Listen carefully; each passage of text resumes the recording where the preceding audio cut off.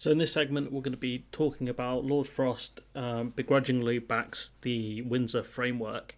And I did find this article pretty interesting because of what Frost says here, and it kind of goes back to the whole idea of them reneging on the protocol agreement, which was always going to be a nightmare for them to try and do. So, senior Tory Brexiteer David Frost has begrudgingly backed Sunak's post-Brexit deal with the EU to reform the protocol, but said it was a, quote, bitter pill, end quote, to swallow.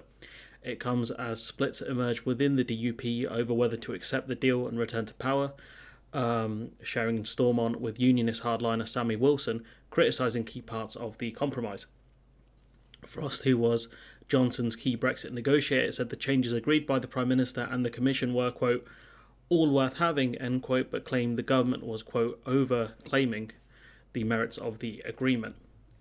Frost said, quote, the deal leaves a slightly amended protocol and EU law in place in Northern Ireland, and the EU has agreed to change its own law so that they bite less tightly. That is worth having, but it isn't taking back control. Indeed, it may entrench the protocol superstructure rather than have weakened it. Ellipses. The protocol is slightly amended but remains in place. The EU law remains supreme in Northern Ireland, end quote. Frost said his criticism, quote, doesn't mean the deal shouldn't go ahead, end quote, but added, quote, it leaves the government still only partly sovereign over its territory, just as in 2019, that is a bitter pill to swallow. Frost's arguments here are interesting. So we know that the plan was to renege on the deal.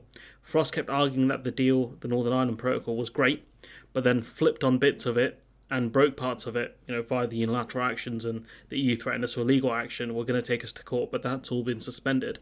Frost kept arguing that he was constrained by the Benn Act, which he called, quote, the Surrender Act, which stopped the UK going out via a no-deal Brexit in 2019, pre-election. He also blamed the May withdrawal agreement, which he claims constrained him further. Now, could Sunak not use these arguments of being constrained by the protocol in the context of his deal when it all goes wrong? Frost's arguments don't make sense, especially when you tout it as a great deal in the first place. Given the plan was always to renege on the deal, Frost arguing about take back control makes sense. But given that it's not possible for the UK to renege on the Northern Ireland Protocol without major repercussions, then you can see why Frost is ultimately backing the Windsor Agreement.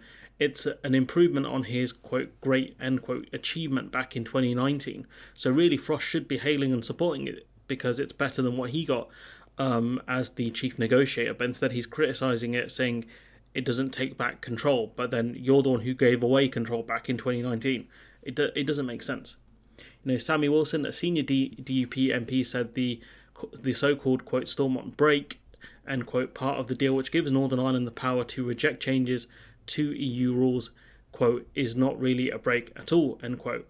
Wilson told Times Radio that it was part of the UK that had said it was the UK that had the final say over whether Stormont could veto any rules, predicting ministers would be reluctant to do so because of fears of, quote, retaliatory action, end quote, from the EU. Sammy Wilson said, quote, I think it will have to be used on lots of occasions, though I suspect to be fairly ineffective. We will not have a knee-jerk reaction to this deal.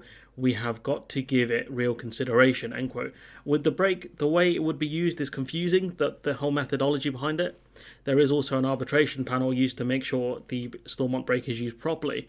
We're going to have to really wait and see how it's going to be used, in practice. So for us to understand it, we're going to have to wait until an issue pops up.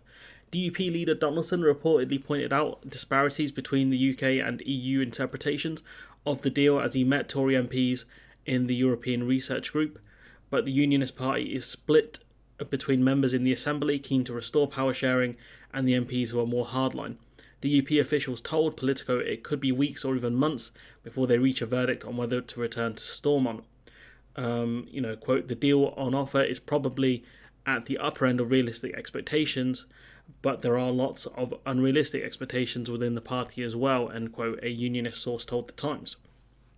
Now, Sunak is understood to have told the 1922 Committee of Backbenchers that there was a, quote, spectrum of views, end quote, within the DUP over whether to support the team, as he again urged the Unionist Party is, quote, given time and space, end quote.